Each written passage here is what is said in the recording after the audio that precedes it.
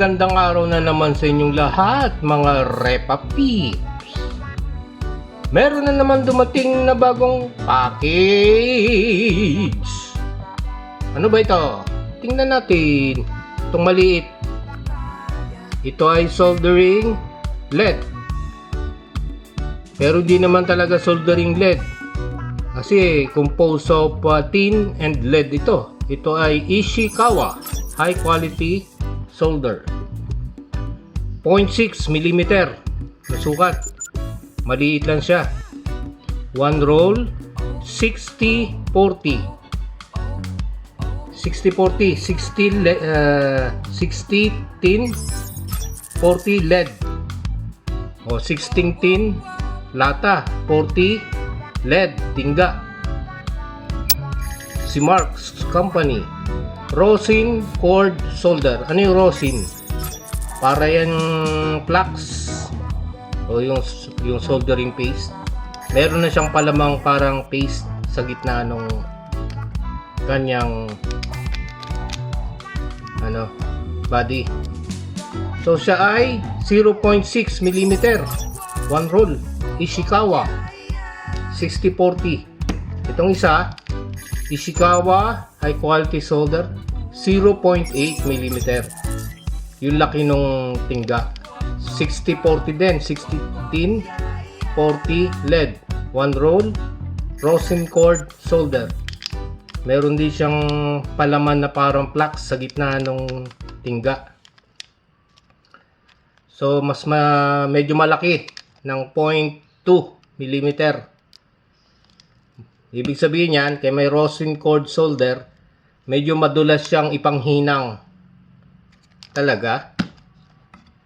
Meron akong dating binili. Ito, Rubicon. Malaki siya, oh. 1.2 mm. Ito, 0.6. Ito, 0.8 mm. So, merong size ang mga soldering LED.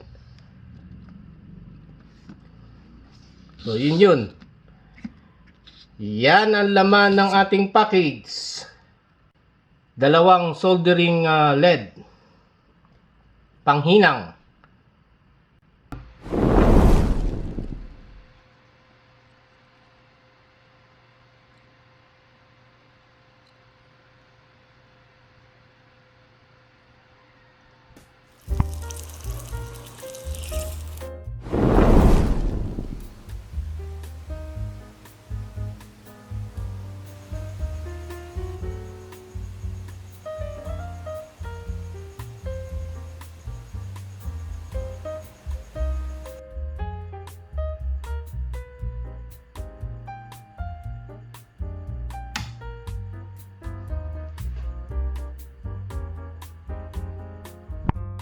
Okay, mga Repa Peeps. Yan ang mga nakaraan nating project. Ito ay single transistor LED flasher Isaki base oscillator. Kaya siya 12 volts. Kasi Isaki base oscillator yan.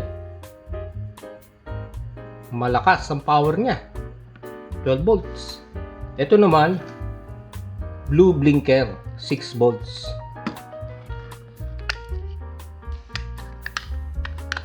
Ano siya? Built-in oscillator.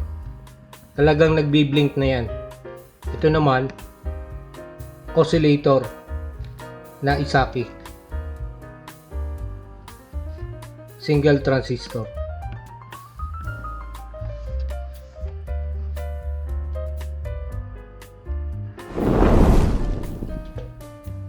Okay, mga Repa Peeps. May ginawa akong bagong module. Ito ay flasher relay USB type 5 volts relay. May capacitor, push button, ating output LED, meron ding output line, at ang kanyang PCB. Mas maganda yung solder nung Ishikawa, makintab. Okay siya. Yung Rubicon, pwede na rin. Mas malaki. Pero okay yung Ishikawa. soldering LED. So, may power LED din. Ito ay flasher relay. Ang nagpapa-blink o nagpapa-LED flasher dito yung relay. Tsaka may maririnig kang tunog. 5 volts. So, testingin natin. Kailangan natin ng power supply. Ito ang gamitin natin. Ang ating prototyping board. Ito available na power supply, 5 volts. Diba? Prototyping board. At saka EBL, lithium ion battery, 9 volts, 600 mAh. Lagay natin sa ating nakaraang project. Prototyping board. Siya ay 5 volts. Yun. Wow, umilaw na. Saksak natin. Ayun.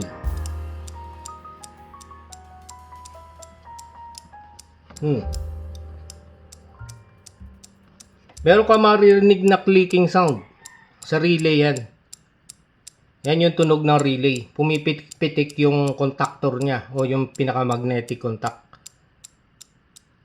Nag-on and off yung relay.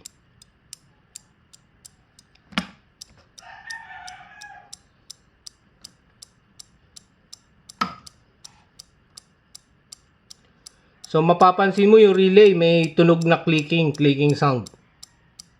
Diba? 5 volts yung relay na ginamit natin. Dito naman sa puti, ito. Biglaan yung flashing ng LED niya. Kasi siya Isaki oscillator. Dito naman sa kanan, yung blue blinker yan. So yan ang ating bagong LED flasher. Relay LED flasher.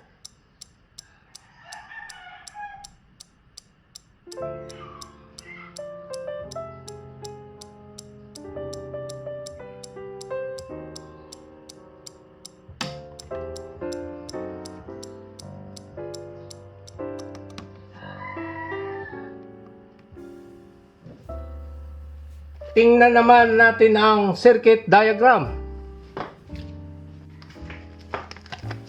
Ito ang kanyang circuit diagram.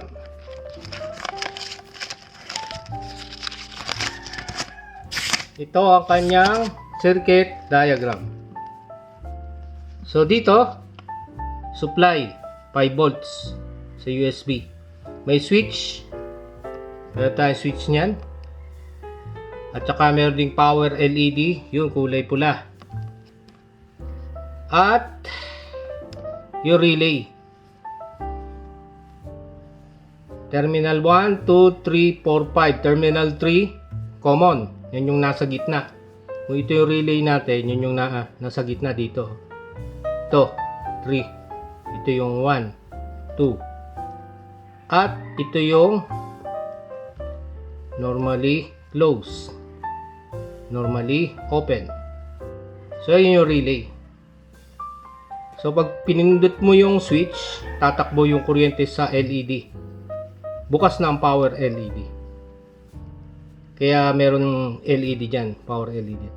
Ngayon, tatakbo rin ang kuryente sa capacitor. Di ba may capacitor tayo? 3,300 microfarad. Magcha-charge yan, papunta hanggang ground. Dito, walang tatakbong kuryente dito sa LED. Nakahang siya. Normally open, terminal ng relay. At dito sa coil, hindi rin kasi nagcha-charge yung capacitor pabalik sa ground. Once na fully charged ng capacitor, siya ngayon mag-i-inject ng current bubugas siya ng current sa coil. Didikit ngayon yung contact na relay papunta sa 5. Kakaroon ng connection. At yung LED iilaw. Iikot yung current. Yan didikit siya doon, magkakaroon ng pag-ikot.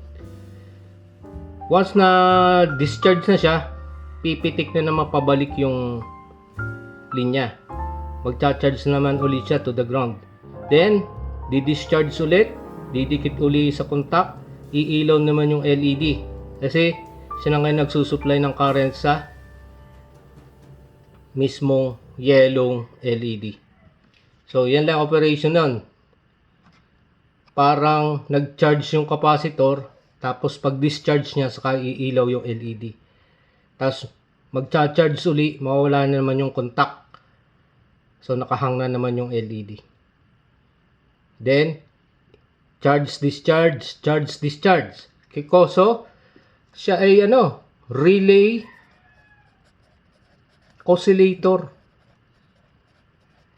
Siya ay relay oscillator. Kinokontrol ng capacitor yung pitik on and off. Pitik ng contact ng relay ito. On, off, on, off, on, off, on, off. So, yan ang ating circuit diagram. Okay?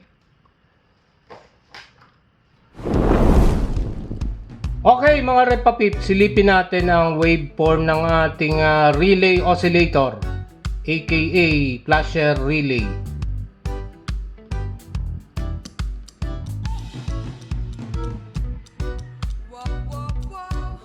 So, yan ang kanyang waveform. Matulis sa taas, sa baba. Puro lang, diretso. Ang voltage division niya 2 volts. So mga 2.5 volts sa taas, tapos may negative voltage pa sa baba, oh. May pitik pa sa ilalim. So yan ang kanyang waveform oscillation. Nag-oscillate din siya. Paulit-ulit na pitik ng waveform. 'Di ba? Halos pare-parehas naman yung sa taas. Naiba lang yung sa baba. Sa taas halos triangular. Triangular waveform. Triangle. So yan ang ating project. Okay? Thank you.